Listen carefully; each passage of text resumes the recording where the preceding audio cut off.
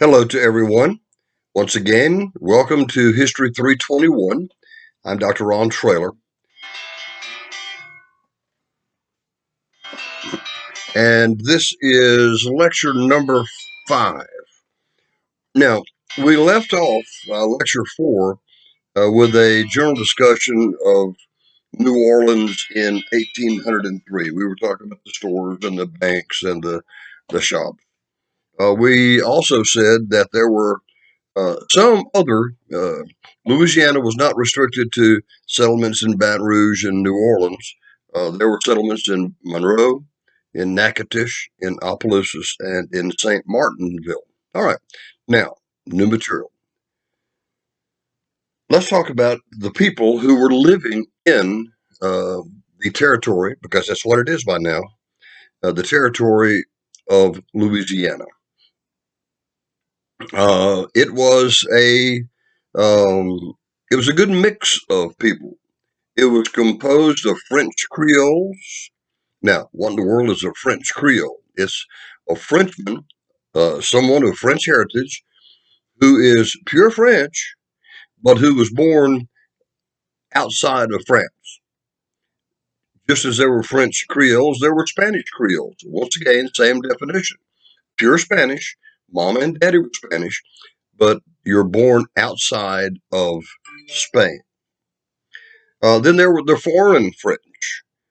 For example, if you came from Canada, if you came from some of the islands of the Caribbean, French islands of the Caribbean, then you were considered to be foreign French. There were Germans. There had almost been Germans from the very beginning in Louisiana.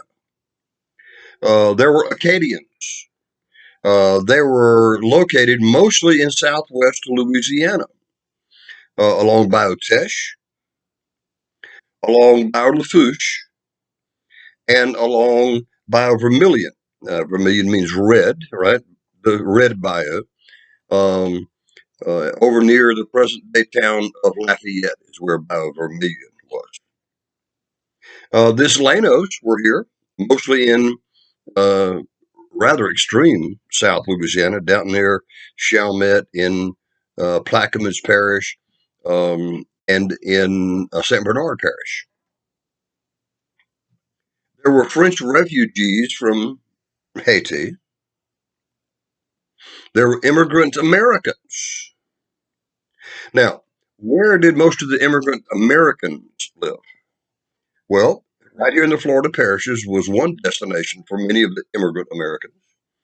Over around Opelousas, which we tend to think of as an Acadian town, but there were a lot of the immigrant Americans over around Opelousas as well. And of course, this shouldn't surprise us, Monroe up in north central Louisiana. Of course, there were free blacks.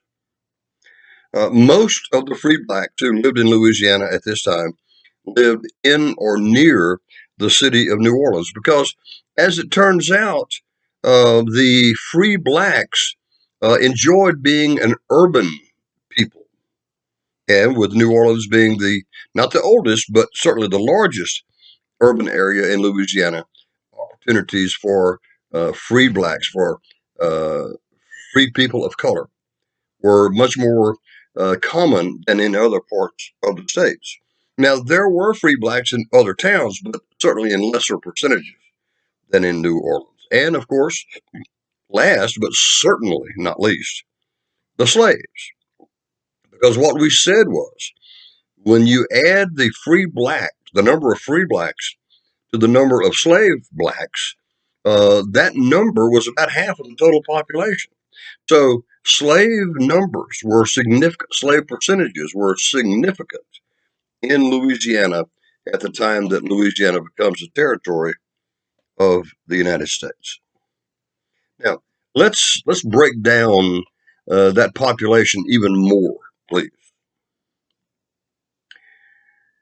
Most of the Creoles, the white Europeans, were Roman Catholic. And a majority of the Americans and the British were Protestant. So, and back in those days, maybe not so much today, but back in those days, your religion really said a lot about you. And um, Protestant mamas and daddies didn't want their children marrying Catholic, uh, and Catholic mamas and daddies didn't want their children to marry Protestants. Um, Protestants were scandalized. Protestants were absolutely scandalized by the Creole habit of partying and drinking um, on Saturday night, and then getting up early on Sunday morning and going to church, going to mass. um, the Catholics considered many of the Protestants to be hypocrites because they said that they didn't believe in drinking and partying and carousing, and yet when the Creoles walked into a gambling joint or a beer joint, guess who they saw there? They saw Protestants as well. The Creole language was French, and the Americans and the British generally spoke English with some Spanish. When they spoke a foreign language, it was normally not French; it was Spanish. Why? Because Louisiana was a Spanish colony when the Americans and the British first began to move here. It was the official language of the government. Now, Creoles were generally perceived to be carefree, right? They enjoyed a good party, they enjoyed a good time, but the reality, and that's true, but the reality is that they were serious about their culture and they resented outside intrusion by the Americans and the British, but especially the Americans. Americans resented the superior attitude that the Creoles had. And very early on in New Orleans, there was sort of an informal dividing line between the Creoles and the Americans. The Creoles quite often used a derogatory term toward the Americans. They called all the Americans, no matter where they were from, they called them Kentuckians. And I think the reason was that the real Kentuckians that the Creoles had met in the past were generally uncouth, uneducated, and generally unwashed. And Canal Street, generally, now you understand general things, that means that it's almost always true, but not always true. There are always exceptions. But Canal Street served as the dividing line between the Vieux Carré, the French Quarter, and the newer part of the city.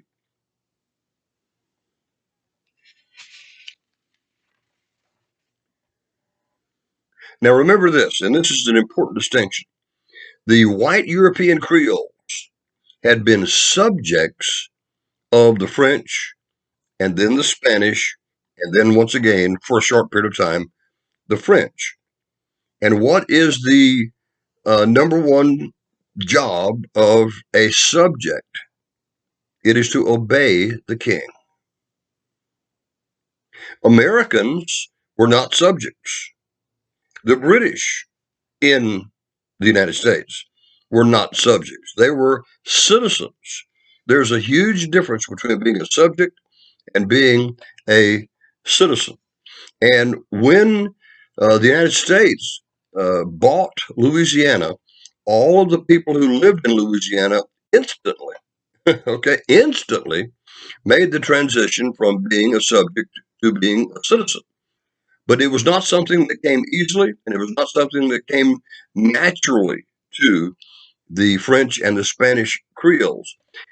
The Creoles had to learn how representative democracy worked, and it was a rather long and tedious task. Now, let's talk about Claiborne, the first governor of the territory of Louisiana. He had been one of the two officials that had helped um, take possession of Louisiana from the French in December of 1803.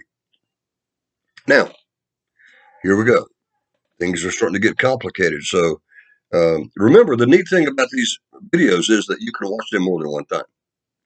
So I might repeat myself every once in a while to make sure that things are clear. But even if I don't, that's okay, because you can go back and look at the video.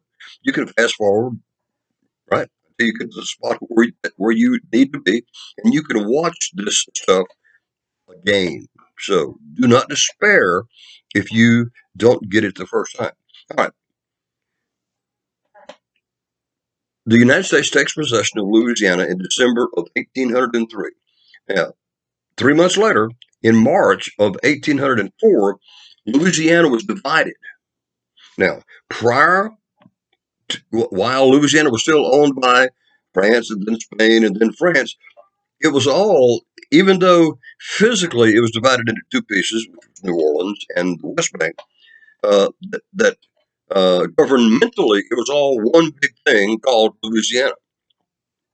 That changed in March of 1804. Louisiana was divided into fundamentally two pieces. The lower portion generally, not exactly, but generally followed the outlines of present day Louisiana. And it was called the territory of Orleans.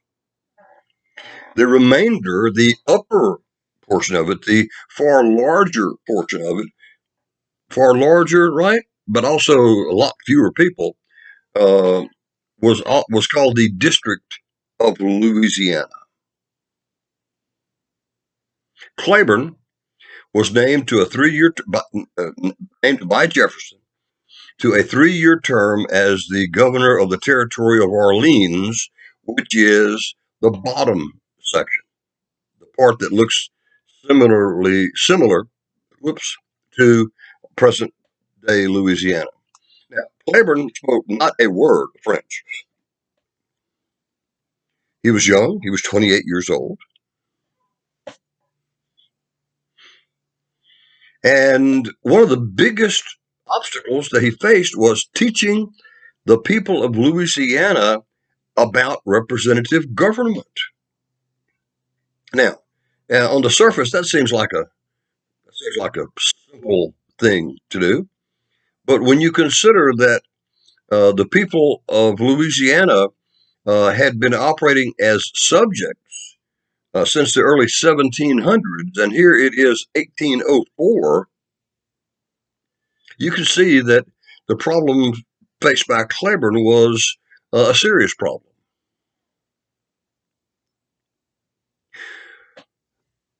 Let me give you a list of some of the problems that Claiborne faced. The law in Louisiana had been written first in French and then in Spanish, right? And now Louisiana is owned by an English-speaking nation. And so many of the laws had to be translated from whatever the original language was to English. And you really had to be a master of both languages in order to get the translation right, because some little mistake might cause huge problems at some point in the future.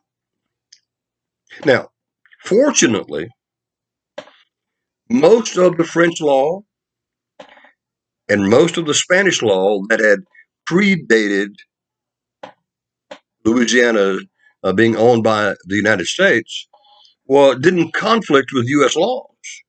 And as a result, those laws were retained. They just simply, there was no need to change the law. Now, some citizens resisted changing, but they were always they were always unsuccessful. It was going to happen. At the beginning of Louisiana's territorial existence, the laws of the territory were written in bilingual fashion. In other words, they were written in both French and in English. As a matter of fact, the courts, because so many of the people spoke French and no English, and because the Americans and the British spoke pretty much exclusively English and no French, that courts used both languages when it was necessary. And quite often it was necessary. It had to be a very confusing time. Once again, I would love to be put into a time machine and attend a court session in Louisiana in the year 1804 and see how real confusing it was. Now, let's talk about government in early territorial Louisiana. Now, if you haven't caught it yet, the first part of Louisiana history is colonial history, isn't it? Because we were colonies of France, then Spain, then France. Now, the colonial period is gone and it will never return. Now, when we talk about Louisiana, we no longer talk about the colony of Louisiana, but we talk about the territory of Louisiana. And that's an important distinction to draw. Now, Claiborne had certain powers as the territorial governor. First thing, he commanded the Louisiana Territorial Militia. He was the top military man in Louisiana. He had the power to grant pardons, and he also had the power to appoint all local officials. So, this was not a real democracy yet, was it? And it's probably best that it worked the way it did because the Creoles, who were just beginning to learn about democracy, pardon me, probably would not have understood it if it had been a democracy. It's going to take time for them to get on board. Now, President Jefferson also had certain responsibilities in the territory of Louisiana. Claiborne didn't have total and absolute power. Um, President Jefferson had the power as president of the United States to appoint a 13-member legislative council in Louisiana. And the members of that legislative council were meant to be the close advisors to Governor Claiborne. Also, President Jefferson appointed a federal district judge. Now, I would imagine that man was swamped with cases because he was hearing cases, even though not a lot of people, 50,000 people lived in Louisiana. No. I mean, I'm wrong. That number 50,000 applied to the entire original colony of Louisiana, which included the territory of Orleans and the District of Louisiana. So maybe 15,000 people in the entire territory of Orleans. Remember, the territory of Orleans closely mimics the present day boundaries of the state of Louisiana. Um, but that federal district judge had a lot of cases here. There were also 3 lower court judges who heard trials, and the federal district judge then heard the appeals from those courts.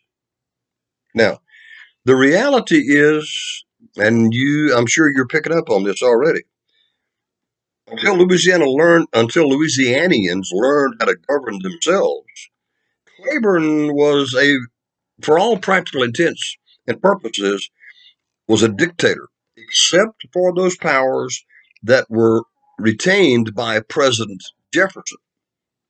Claiborne could pretty much do what he wanted to. So, now let's move a year forward. Let's do the timeline. 1803, Louisiana becomes a territory of the United States. 1804, Louisiana Purchase is divided into two pieces, and the lower part, the smaller part, becomes the district of. Um, I'm sorry, the lower. I'm getting ready to tell you all wrong. The lower portion becomes the territory of Orleans, and that is the territory over which Claiborne is the governor. Now, in March 1805, another change takes place. The territory of Orleans, right, um, became officially an organized territory. Okay, can we stop calling it the territory of Orleans, even though that was the official name of it? But because it followed so closely the boundaries of present day Louisiana, can we just go ahead and start calling it Louisiana? As long as we all realize that that's wrong. The real name of it at this point was the territory of Orleans. Okay. When Louisiana was officially organized in 1805, uh, a number of things happened. First of all, um, a legislature was created.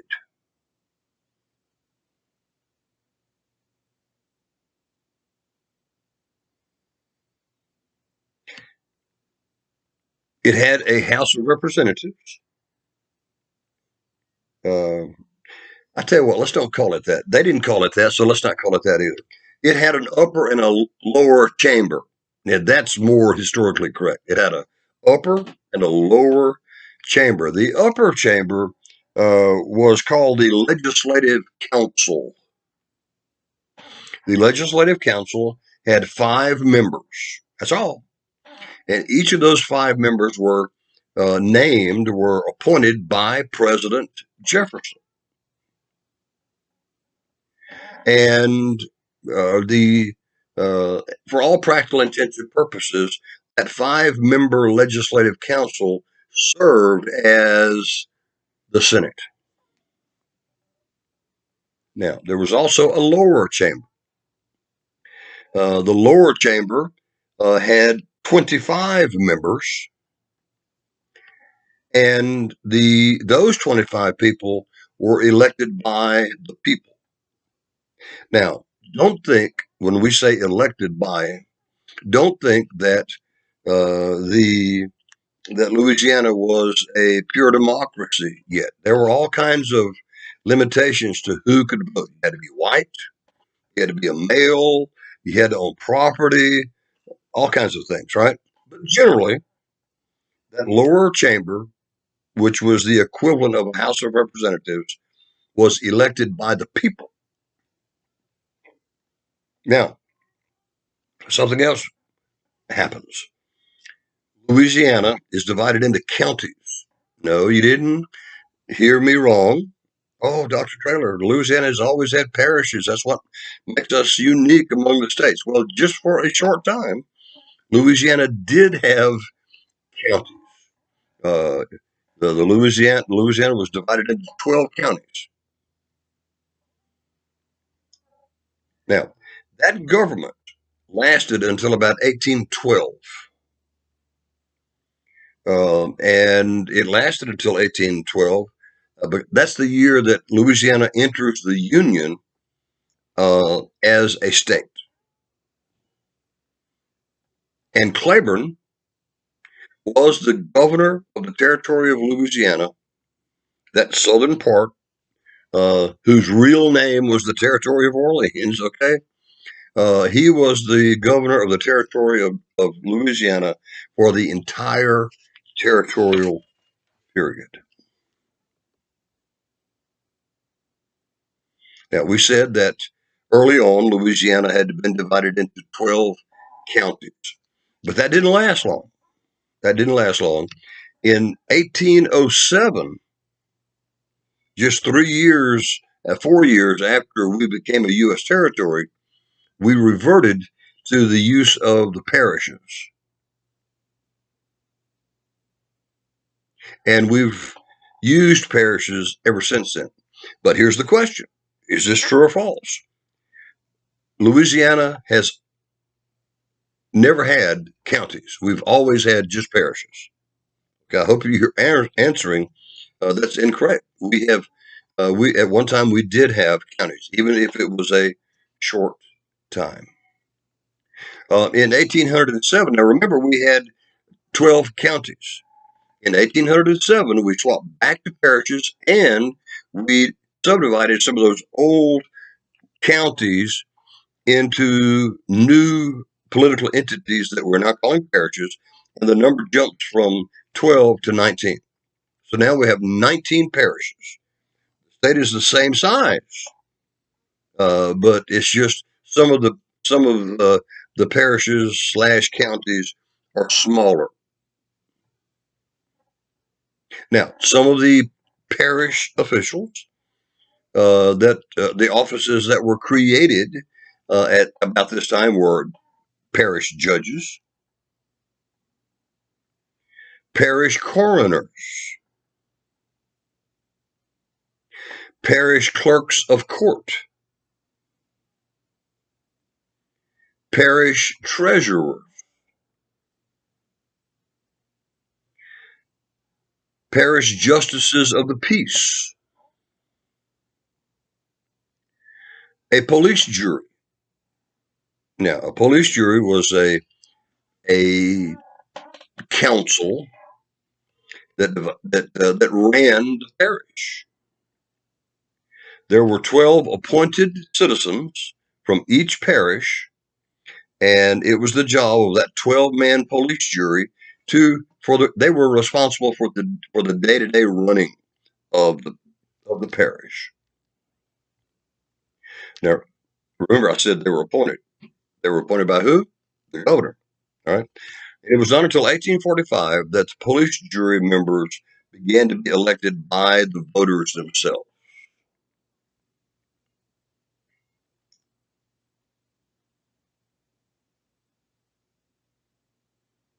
Now,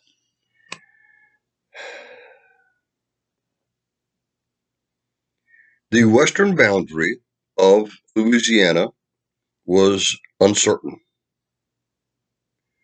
Um, Remember that neither the western boundary of Louisiana, of the Louisiana Purchase, nor the northern boundary of the Louisiana Purchase had been specifically and exactly described in the treaty by which we were purchased from France. Our western neighbor was Texas, still is, right? Uh, Except that then Texas was owned by Spain. Now, the western boundary between American Louisiana and Spanish Texas had not been resolved in the treaty by which we bought the property. So there was a disagreement over where that boundary was, as you well might imagine. The Louisianians, or the Americans actually, the Americans said that the western boundary of most of the state of Louisiana was the Sabine River, while the Spanish said, oh, no, no, no, no. The western boundary of Louisiana, which is the eastern boundary of Texas, is the Calcasieu River. Now, if you know anything, if you can visualize the Louisiana map, you know that it's the Calcasieu River that runs through Lake Charles. And Lake Charles is what, 30, 40 miles from the present day Texas border. So if the legitimate boundary, western boundary of Louisiana was the Calcasieu River, then Louisiana just got a lot smaller and Texas just got a lot bigger, right? So the two nations, the United States and Spain, argued, they yah-yahed back and forth over where is the legitimate western boundary of Louisiana. And it was never, it was eventually settled. But for years, that question remained unsettled. And that land that was located between the two rivers, between the Calcasieu River on the east and the Sabine River on the west. It was claimed by both nations, and it became known as the neutral ground or the Sabine Strip. And because neither nation could prove definite ownership, it became a haven for criminals and thieves and crooks and murderers. Outlaws pretty much ruled the Sabine Strip, the neutral ground. It was very dangerous for travelers to cross the Sabine Strip. Frequent robberies, frequent murders, and it remained unsafe until around 1821. Now, the Spanish had an army in East Texas. Wasn't a big one, it wasn't a powerful one, but it was there. And they tried to hold on to that part of western Louisiana that was between the Calcasieu and the Sabine River. Um, Oddly enough, by sort of a freak of geography, the old capital of the Spanish state of Texas was a place called Los Los Ades. Now, I'm not sure if that's pronounced properly, so let me spell it for you. Los, Los, Adaes. At one time, it had been the capital of Texas. But guess where it was? It was located near Natchitoches, Louisiana. It was rather close to the French, and then the Spanish, and then the French, and then the American town of Natchitoches. Matter of fact, you can go to Los Ades today, and there are still some uh, foundations of some of those old Spanish capital buildings are still there. As a matter of fact, even though it no longer was the capital of Texas, patrols from the Mexican army, from the Spanish army, I'm sorry, not Mexican yet, I misspoke. Uh, Patrols from the Spanish army literally sometimes would appear on the outskirts of Natchitoches. And stories are told, now I don't know if it's true or not, about how the Spanish soldiers would actually go into Natchitoches not to do anything bad, but to buy stuff, to get food, to get a little whiskey, something like that.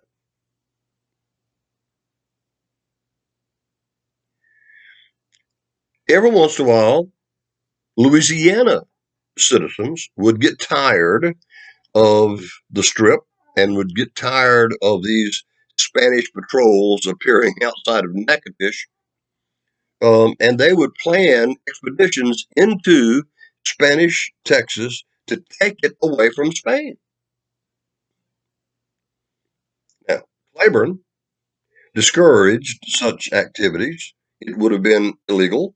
It would have been a cause for, it would have been an international incident. It would have been a cause for war.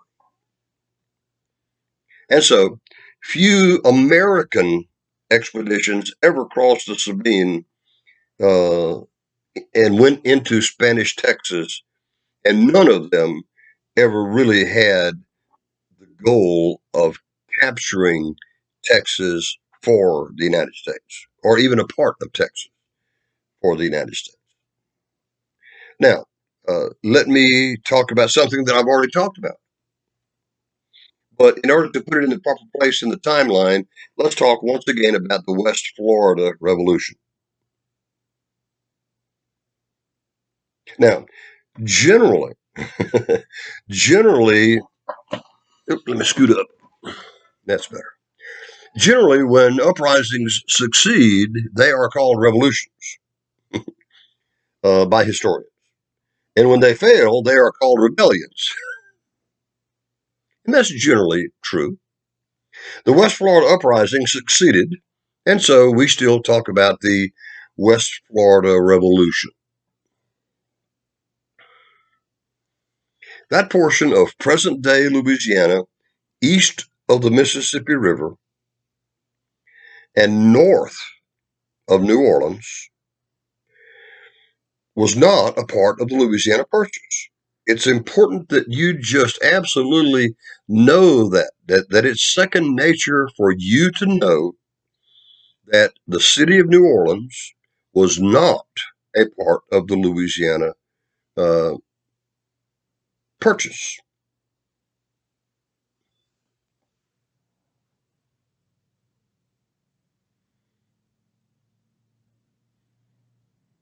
Did I say that right? Okay, let me do that again, just in case I said that wrong.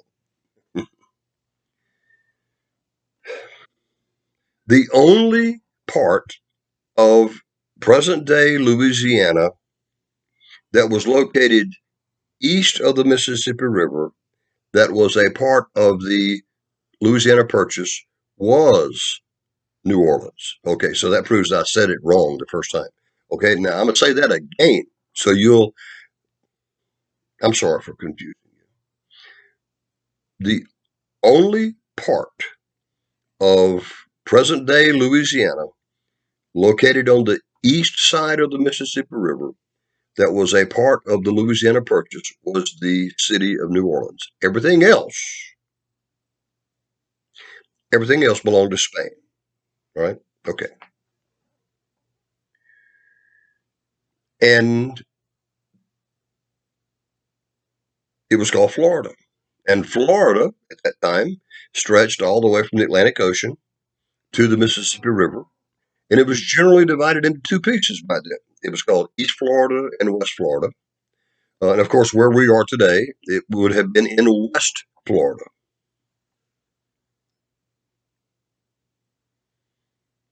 Most of the residents of West Florida were either Americans or British. Remember that England had owned Florida prior to the American Revolution. And the Americans and the British were both familiar with representative government, with democracy, and and they disliked being subjects. They preferred being citizens. Remember our conversation from just a few moments ago. The difference between being a citizen and being a subject. Big difference. In 18, now, as I have said before, I am making a very long and complicated and wonderful story very short. And I suggest that you schedule Dr. Hyde's classes, one of his classes, to get the full information that you need about uh, the West Florida Republic. But you're not going to get it here. It's enough for us to say that in 1810, the people of West Florida revolt against Spanish rule. And under the leadership, now here's something I don't think I told you. We didn't talk about the leaders, did we? There was a man by the name of Philemon Thomas. Now, Philemon is a biblical character, and he's in the New Testament. There's a book of Philemon. Some people pronounce it Philemon. It's Phillemon. Philemon Thomas was one of the leaders of the West Florida Revolution. And Thomas captured the city of Baton Rouge from the Spanish. They also captured the little village of Springfield, right there in Livingston Parish, right where Tazewell Parish and Livingston Parish come together there on the Natalbina River. There was a Spanish garrison there. It only had a few men, but nevertheless, the West Florida Army captures both and defeats the Spanish army at Baton Rouge and at Springfield. And they declare themselves to be an independent republic. What they really wanted, as far as we could tell, what they really wanted was to be a part of the Louisiana Territory. That's what they really wanted. They got their wish eventually. Eventually. The Republic of West Florida lasted about 1 month or so before it was absorbed into the larger Louisiana. And therefore, West Florida was a part of Louisiana when Louisiana enters the Union in 1812. And the parishes that were created from the West Florida Republic are the Felicianas. There are two of them now. At that time, there was only Feliciana. Now we've got East and West Feliciana. St. Helena, St. Tammany. Those were the original Florida parishes.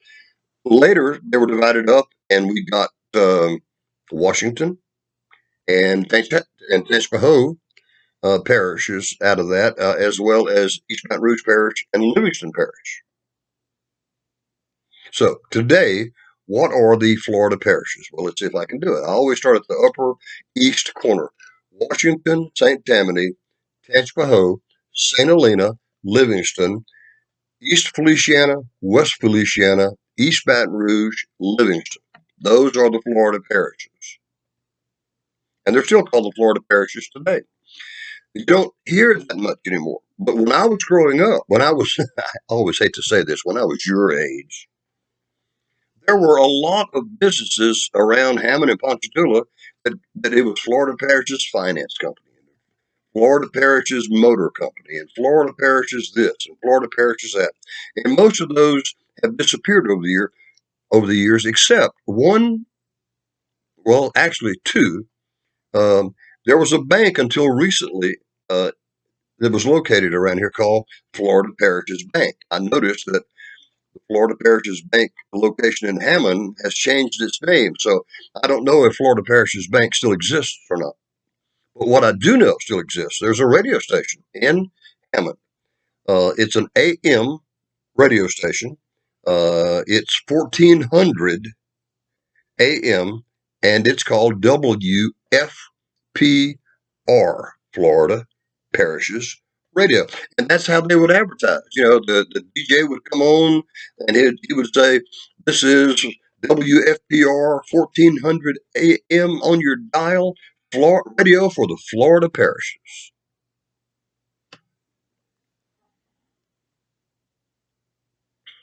Now,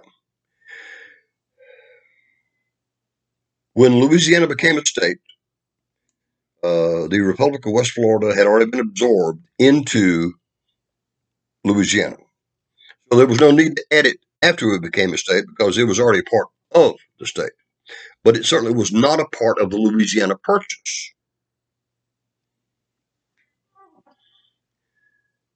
The U.S. Constitution, let's talk about how to become a state.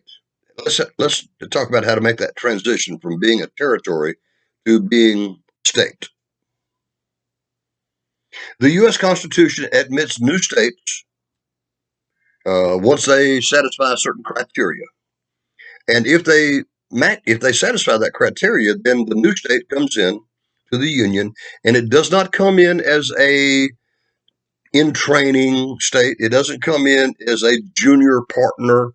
It comes in with all of the rights and privileges of the original 13 states, equal to all the previous states. No such thing as a provisional state, right?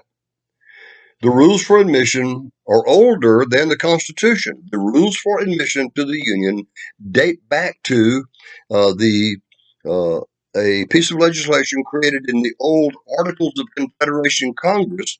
The Articles of Confederation Congress was, if you want to be really picky about it, was the nation's first constitution. Right? It was done away with when we wrote our present Constitution, but a part of this piece of legislation was created and passed and put into effect while the Articles of Confederation were still in effect. And it's called the Northwest Ordinance. All right, you can spell Northwest, but let me spell ordinance for you. Ordinance.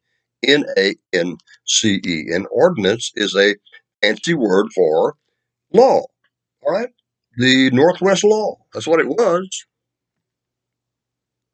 Now, the Northwest Ordinance had two pieces, two main pieces. One part of the Northwest Ordinance banned the institution. Now let me start here. Let me stop here. I'm sorry. The Articles of Confederation didn't say much about slavery one way or another. It didn't support it. It was not opposed to it. It was just it treated slavery as if it was just there. But the Northwest Ordinance, which was created under the authority of the Articles of Confederation, spoke very clearly about slavery. And what the Northwest Ordinance, why is it called the Northwest Ordinance? Well, when we talk about the Northwest of the United States today, we are talking about places like Washington and Oregon and maybe Idaho, maybe Northern California. That's what the northwestern part of our country is today. But that's not what the northwestern part of the country was then. When the Articles of Confederation were created in the 1770s. Now remember the western boundary of the United States at that time was the Mississippi River. So anything that was up in the corner of the United States that was south of Canada, east of the Mississippi River, and northwest of the Ohio River was considered to be the Northwest Territory. Let me say that again. South of Canada, east of the Mississippi River, northwest of the Ohio River. That was the old Northwest. Now, slavery didn't exist in the Northwest Territory at that time. And when the Northwest Ordinance was written, it banned it from ever existing in the Northwest Territory. What it said fundamentally is that any states that might be carved out of the Northwest Territory in the future would be slavery free forever. Slavery would never be permitted to exist there. And as it turned out, 5 states were, in fact, carved out of the Northwest Territory: Ohio, Indiana, Illinois, Michigan, and Wisconsin were those 5 states. And that explains why slavery never existed in those states.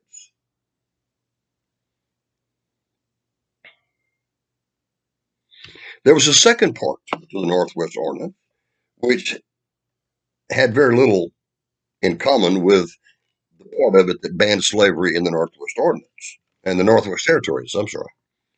The second part of the Northwest Ordinance laid out the rules by which a territory could become a state. Remember, please, that the United States started off as those 13 colonies, well, 14 colonies if you count Spanish Florida, British Florida, that pretty much hugged the Atlantic coast and the Gulf of Mexico. And then after we win the American Revolution, we get all of that land to the west of those places.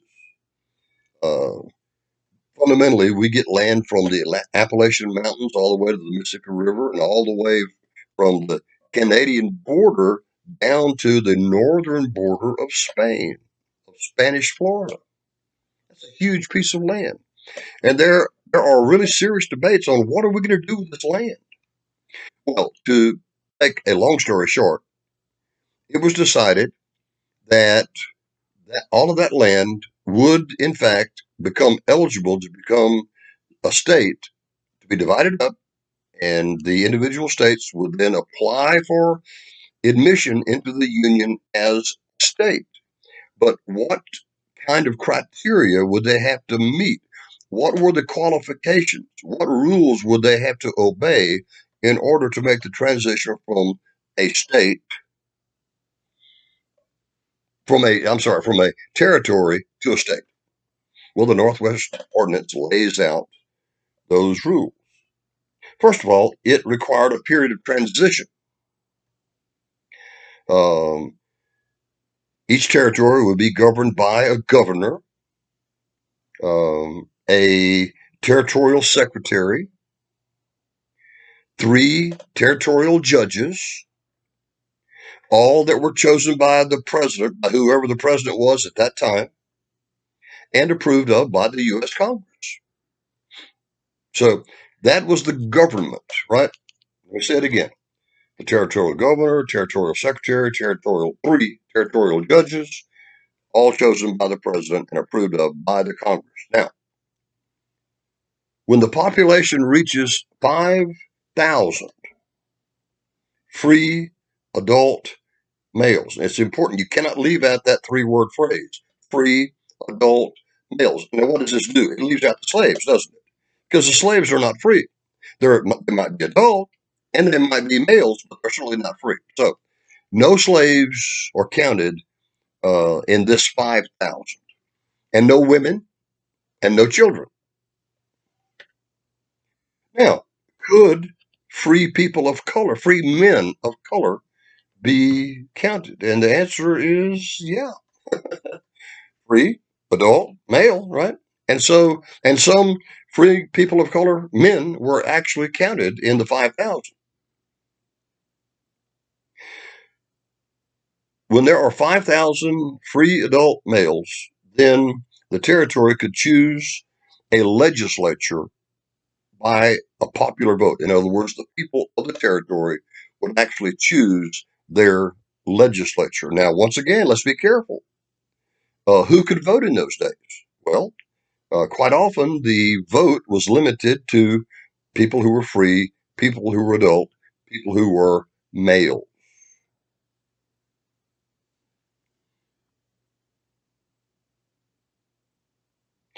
Once the legislature was elected, it would submit a list of names from which Congress would choose a governing council.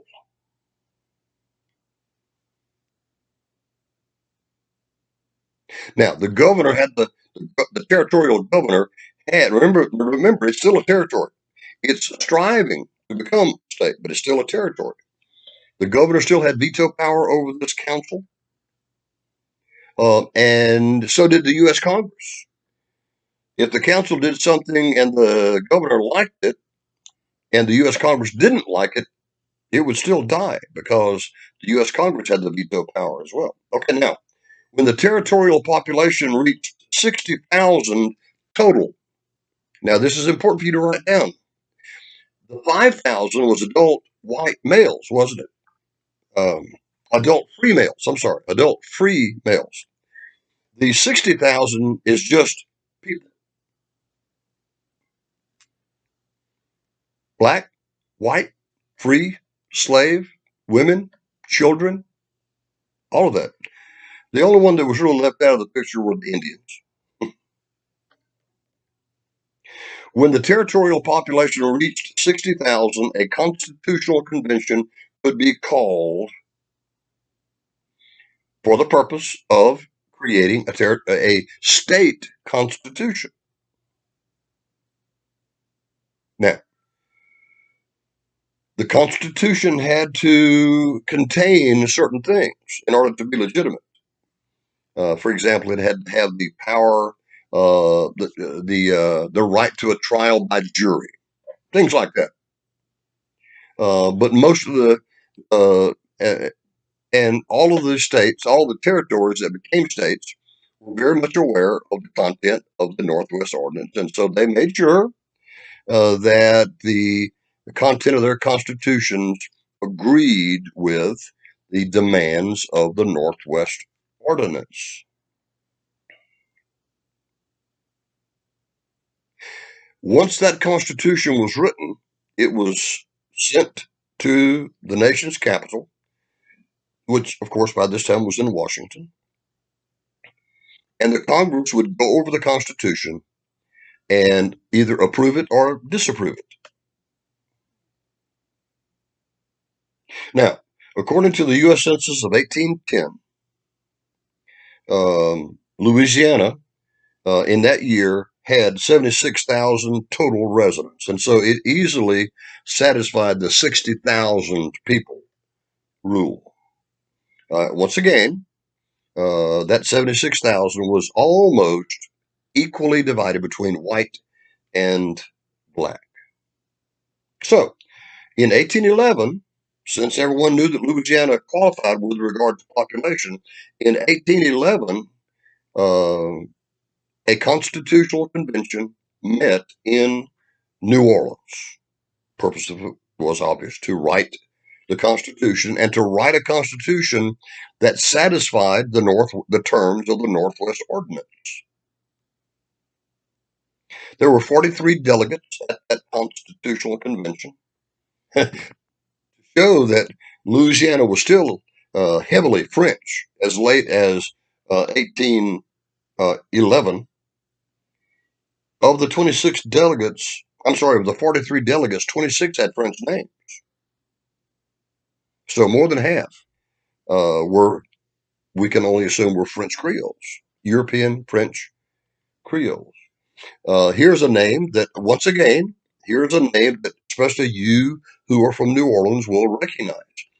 The presiding officer of that constitutional convention was a wealthy property owner by the name of Julian Poydras, right?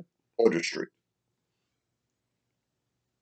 Now, that constitution, that constitutional convention didn't really write a constitution from scratch. They wanted to be very cautious. And what they did was the the territory of Kentucky had just come into the Union. And what that means is Kentucky had satisfied the terms of the Northwest Ordinance, right? So what Louisiana does, to be sure that they will be accepted, is that they copy the Kentucky Constitution, except they delete the word Kentucky and insert the name Louisiana, right? But they leave the rest of it pretty much alone. They send that document, they send that document to Washington where it is approved. And Louisiana becomes a state of the Union in 1812, just in time for the War of 1812. And even though it's a few minutes early, 57 minutes and a little, I'm going to stop right there so we can start with a discussion of the contents of the Constitution of 1812 at the next meeting.